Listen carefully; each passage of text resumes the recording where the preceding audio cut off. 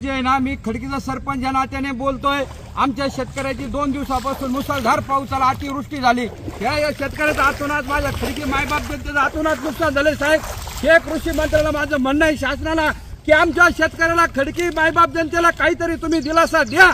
साहेब, काय करू मी? माझं तोंड हाणून घेऊ का? साहेब, माझ्या खडकेकरांना मी काय सांगू, तुम्ही सांगा।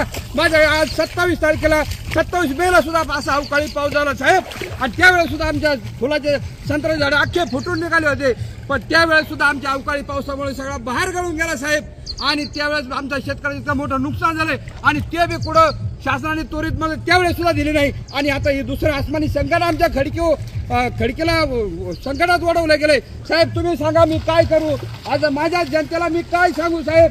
हे बघा, माझं शासनाला एकच विनंती आहे, हे सगळं आज गाई गुरांना खायला सुद्धा चारा राहिला नाही साहेब। हे सांगा मी आज काय लोकांना सांगू? ही माझी एक शासनाला एक विनंती साहेब। मी सरपंच